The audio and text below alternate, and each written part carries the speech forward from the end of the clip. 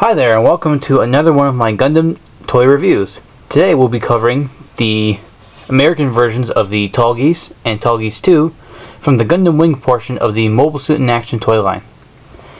The Tallgeese was an experimental mobile suit that was originally piloted by Miliardo Peacecraft, and for the second version piloted by Tres Cucernata. That was a very brief moment, but he piloted it nonetheless. There were two versions of these figures and many other Gundam Wing figures released, where instead of all the yellow parts, it had gold parts. The gold parts, I believe, are a bit rarer, but other than that, there's no changes to the two different variations. The Tallgeese figure has 18 points of articulation, which includes the head, which can rotate a full 360 degrees. The shoulders are on ball joints and can move back and forth. They also turn at the biceps. They can bend at the elbows and also turn at the wrist.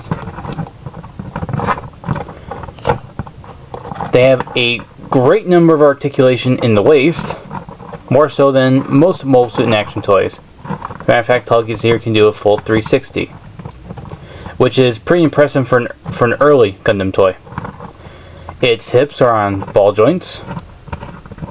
It bends at the knees, and also has some limited articulation in the ankle joint.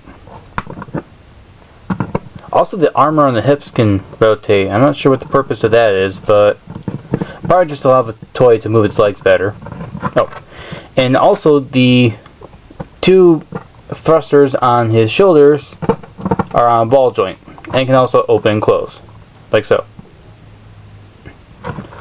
So it's kind of stuck. There we go. You can pose them with the thrusters open. You can keep them like that. I think it looks nice. The detail on the figure, surprise surprise, is actually pretty good.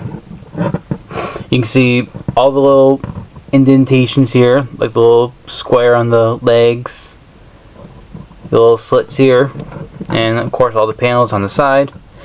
Though I actually think panel lines on this toy would have helped make it look better. This is one of the few instances where I think panel lines being filled in would help the toy. The mold on the Tallgeese 2 is almost the exact same, the only difference being the head. The heads are almost the same. The vents on the front are different, as well as most of the face. And the most notable difference is the crest. See? Very different. But other than that, everything is the exact same. Even the accessories are the same. Speaking of which, the Tallgeese comes with the Dober gun, which is attached to the right shoulder, and it's kind of tricky to get him to hold it without warping the handle. It's possible, just tricky. And it doesn't look too bad. I just think they could have made it so he can hold it better. The shield, on the other hand, cannot be held while it's attached, and you have to remove it and then insert it into his hand separately, and even then it doesn't look like it'd be very useful.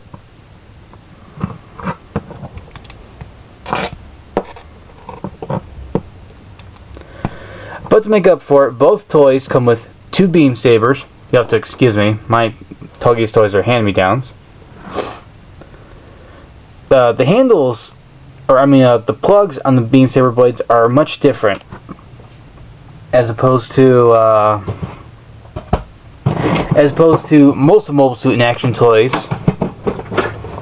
I'll show you in just a second.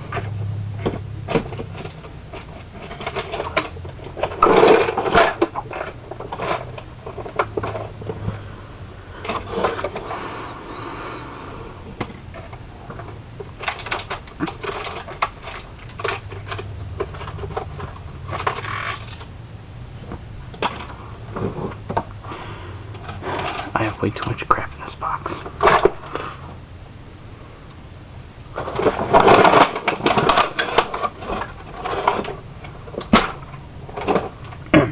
Here we go. Apologies.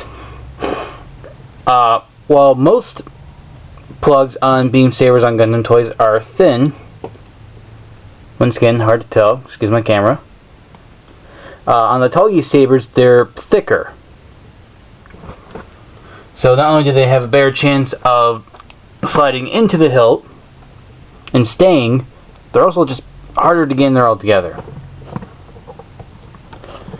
And then the saber plugs into the hand, which I feel the saber is a bit too big for the hand.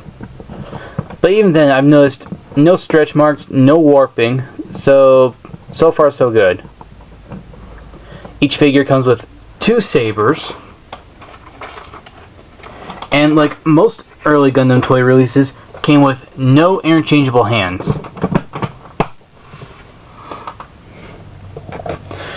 Now yes, there are some things that would make it seem like this is not that great of a figure, such as the difficulty in holding the Dober gun and the shield just looking awkward, but I say these are still decently solid Gundam toys.